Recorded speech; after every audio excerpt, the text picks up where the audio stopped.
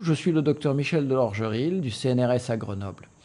Ma spécialité est la cardiologie, le cholestérol et les médicaments contre le cholestérol. Ma conclusion, après 3 décennies de travail sur ce sujet, est que l'affaire du cholestérol et des traitements anti-cholestérol est un épouvantable scandale sanitaire, bien pire encore que l'affaire du Mediator. C'est pourquoi j'en appelle à la population.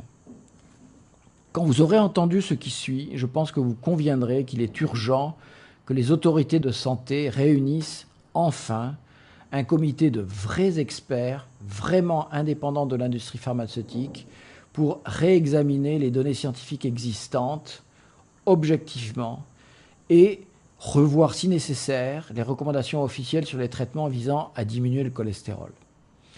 Notre but est au minimum que vous ne vous fassiez plus prescrire automatiquement des médicaments qui pourraient gravement nuire à votre santé. C'est pourquoi je vous demande d'appuyer la pétition que nous organisons auprès de l'assurance maladie et de l'Agence nationale de sécurité sanitaire de l'alimentation, de l'environnement et du travail. Car non seulement les médicaments contre le cholestérol ne sont pas efficaces pour réduire la mortalité cardiovasculaire, mais surtout, ils sont toxiques. Il n'y a plus de doute aujourd'hui. Les plus récentes études scientifiques indépendantes indiquent que les médicaments anti-cholestérol pourraient augmenter le risque d'hémorragie cérébrale.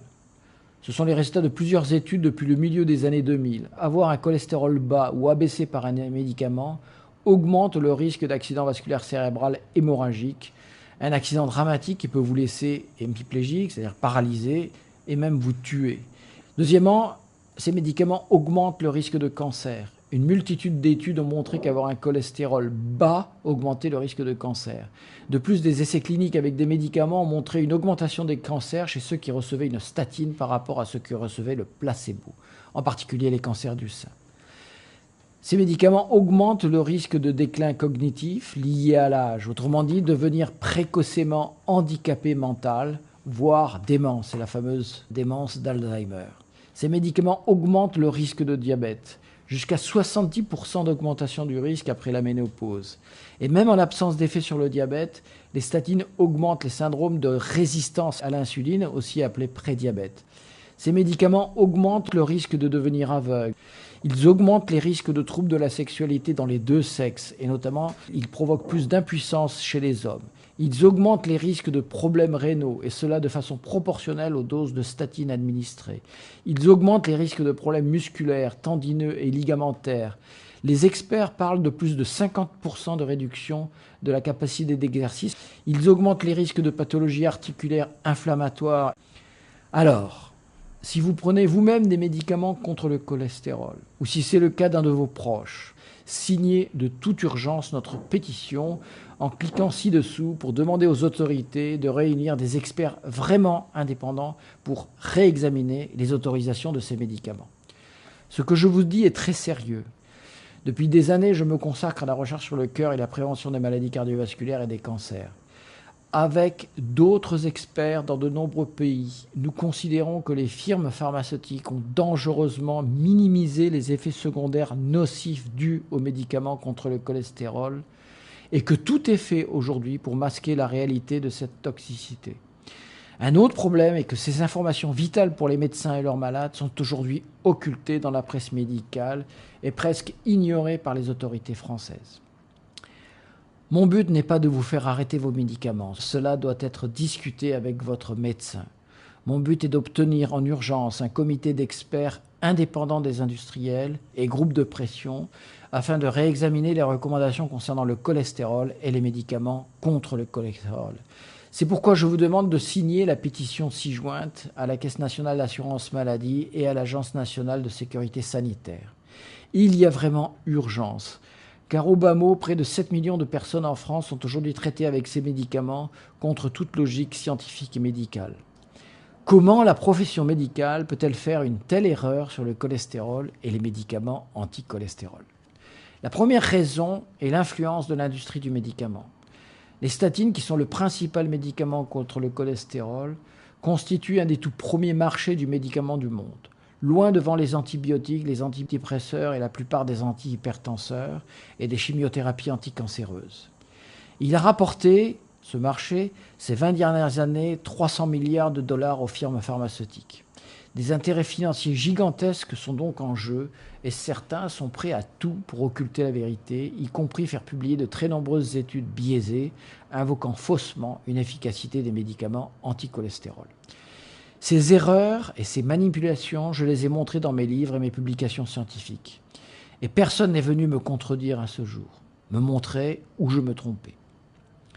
La deuxième explication est qu'il est très courant en médecine que de graves erreurs dominent toute la profession sur de très longues périodes. Il a fallu des décennies pour qu'on reconnaisse que le tabac était la cause de 95% des cancers du poumon. Plusieurs décennies pour interdire l'amiante, dont beaucoup de médecins liés à l'industrie niaient les dangers. 35 ans pour sortir le Mediator du marché. La question des médicaments contre le cholestérol n'est qu'un cas de plus, sauf qu'il concerne cette fois des centaines de millions de personnes à l'échelle mondiale. Du côté des études scientifiques, il faut bien comprendre qu'aucun lien de causalité n'a jamais été démontré entre la mortalité coronaire et le taux de cholestérol. Le 12 novembre 2004, il y a maintenant 10 ans, une grande étude est parue dans le British Medical Journal qui montre que les prescriptions de statines ont été multipliées par 7 entre 1996 et 2002 au Royaume-Uni, sans entraîner la moindre diminution du nombre d'admissions en hôpital pour un infarctus du myocarde. Le 14 janvier 2008, la publication des résultats de l'essai ENHANCE aux États-Unis sur 2 molécules prescrites à des millions de patients pour faire baisser le cholestérol, la simvastatine et les étimibes, a montré une totale inefficacité pour empêcher les lésions d'athérosclérose. Ces médicaments n'ont eu aucun effet protecteur sur les artères. Cet essai ayant été conduit chez des personnes porteuses d'une hypercholestérolémie familiale, les personnes qui devraient profiter le plus des médicaments anticholestérol, les investigateurs et le sponsor ont essayé de cacher les résultats négatifs de cet essai, démontrant clairement que l'existence de conflits d'intérêts pouvait induire des comportements aberrants de la part des industriels et aussi des investigateurs, médecins et scientifiques travaillant pour les industriels. Mais ce n'est pas nouveau. Depuis que le cholestérol a été découvert, les scientifiques sérieux affirment qu'il ne provoque pas les maladies cardiovasculaires. Selon les données de la grande étude sur le cholestérol, dite étude de Framingham, il n'y a pas de relation nette entre le cholestérol et le risque d'infarctus chez les personnes de plus de 50 ans et chez les femmes. Pour les personnes qui ont déjà fait un accident cardiaque, on parle dans ce cas de prévention secondaire, 3 essais sérieux ont été réalisés pour diminuer drastiquement les graisses saturées d'origine animale, remplacées par les graisses végétales et ainsi faire baisser le cholestérol.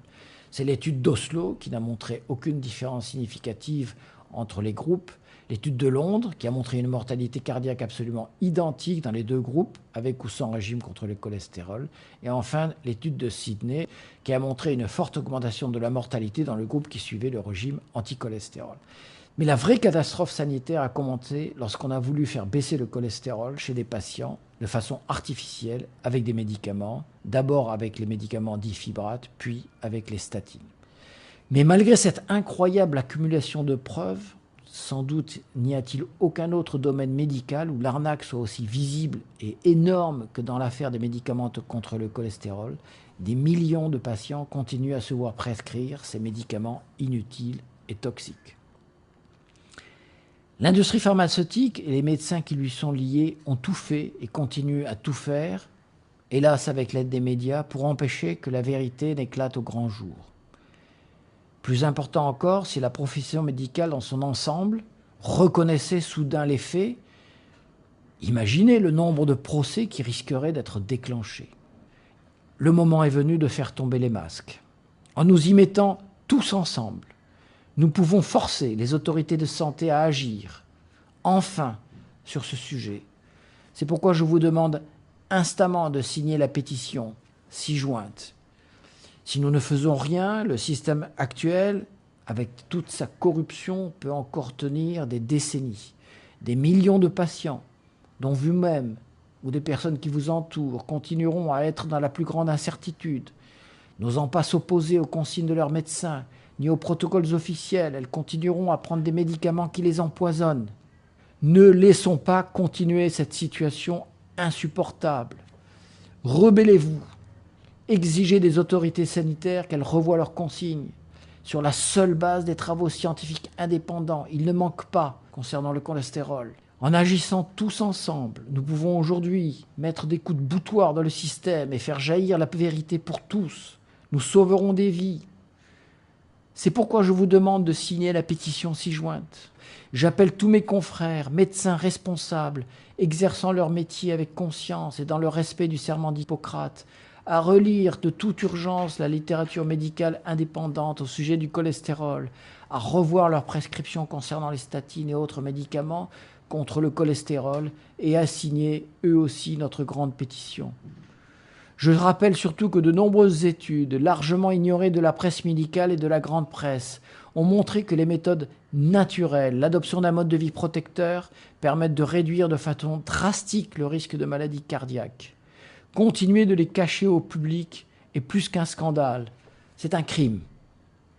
Ce n'est pas le cholestérol qui provoque l'infarctus et l'accident vasculaire cérébral, c'est la mauvaise alimentation, la sédentarité, le mode de vie délétère, le tabac, la pollution atmosphérique qui donne de l'hypertension, du diabète, de l'athérosclérose.